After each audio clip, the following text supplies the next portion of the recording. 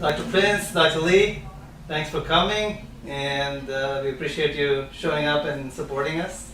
Our pleasure. So, It's fun. We're just here to, chat a few minutes about how we've, together helped our patients over time and built a reputation and relationships.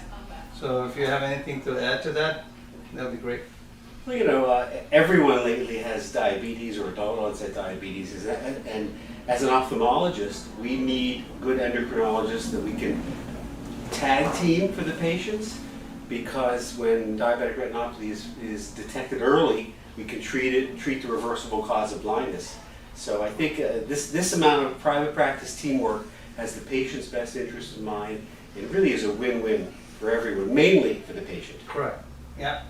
What do you think? I think we've been doing incredible work, communicating, putting patients first. I know in the area of sleep medicine, the explosion of sleep apnea has paralleled the explosion of diabetes, and we all know what the Surgeon General says is the #1 health problem in the United States, and it's been fun working together to address it. Correct. It's been fun. Yep. And quite a challenge. You remember 12, 13, 14 years ago when I used to send you patients and you're like, why are you sending me these patients, right?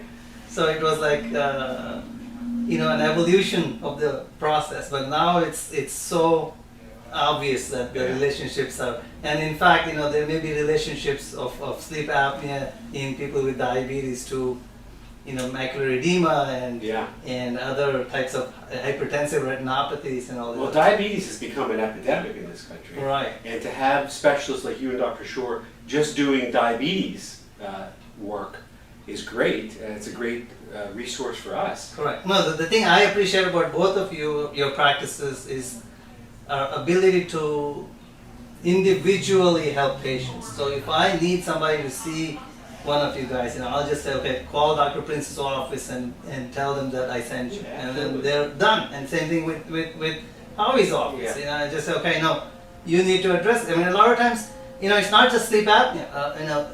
Sleep disorder, just disruption of sleep and disorder of sleep has become so common. It's unbelievable. I don't find anybody who has a normal sleep rhythm anymore. Am I right? Well, we can't look at patients as having a disease. We have to look at them in totality. Right. I mean, in the patients I see who have diabetes, they often have ocular problems. And today we're appreciating that there's a connection between glaucoma, between retinopathies and vascular disease in the eye, and sleep apnea. Right. There are no such things as diseases. There are people who have multiple problems and they're interconnected. And when we work together to address the problems, and not only address the problems, but to educate them in wellness, because that's really what it is, not putting Band-Aids on, but to educate them to live as best they can, and that means taking your medicines, getting your checkups, following the lifestyle changes that we need them to follow, they can only benefit. And on a larger scale, we can really save the healthcare system a lot of money. Correct. With early detection, early treatment, while you are getting the patient's insulin requirements under control, while they're losing weight and on a diet. We screen for the retinopathy, we screen for other conditions, other side effects, peripheral neuropathies, etc. That ultimately, if we can catch early, will save the patient money, save the healthcare system money, and make the patient healthy. Yeah, so, this is what I have tried to sort of teach other people is, usually bad care costs more money than good care. But good care takes time and effort and cooperation, so to speak. Surveillance, Right. screening. So I think the model we are trying to build is trying to demonstrate that, you don't have to be, everybody doesn't have to be under one roof as a vertically integrated organization. Individual practices can collaborate, and as long as we, like how we said, we keep the patient in the center of the process, we can really manage and help these people a lot. Our practice is looking into a pilot study with a manufacturer of fundus cameras to put in primary care offices at no charge to do undilated retinal screening exams that will then be read by us And that will be That'll be beautiful. that'll be a I'd big love to net, have one of a those. big net where we'll lose many fewer patients to follow up and find the retinopathy if it's there earlier. Plus, it's real time. So if I have a patient and he say, no, I don't have time to make an appointment, I'll say, here, Yeah. I'll take a picture of your eyes and I'll transfer it to Dr. Prince's office, and boom, it's done. Yeah, and the cost of the camera is well offset by the savings to the healthcare system in not having to treat a patient for diabetic macular edema Mhm. over a long period of time. Correct. There's no question but the technology is allowing us to do more and to collaborate more effectively. Correct. And you know what? For the students in my office who get to see all this, they realize it's a much more satisfying way to practice medicine.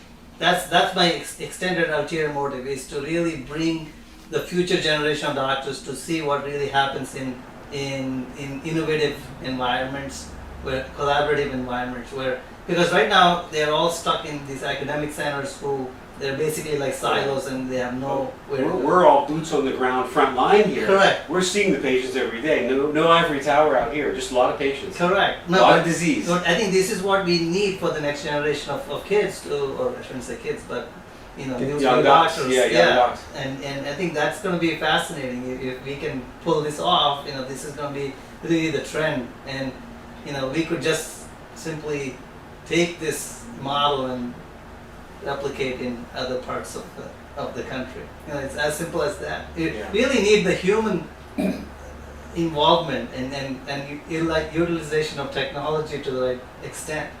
And I think that's the wonder of what we have done, is a combination of human ingenuity and Technology. technological. We need to replicate this model throughout all of Bucks County Right. to meet the needs. It takes an element of courage. Correct. More than an element, I think. Yeah. Takes a little money. And a little bit of hard-headedness. And rebelliousness.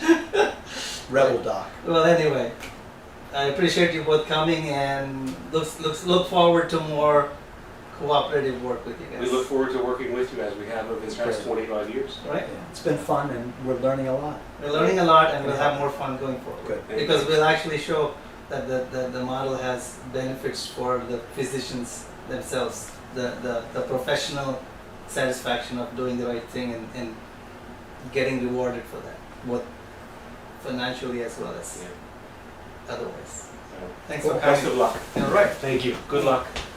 Thank you.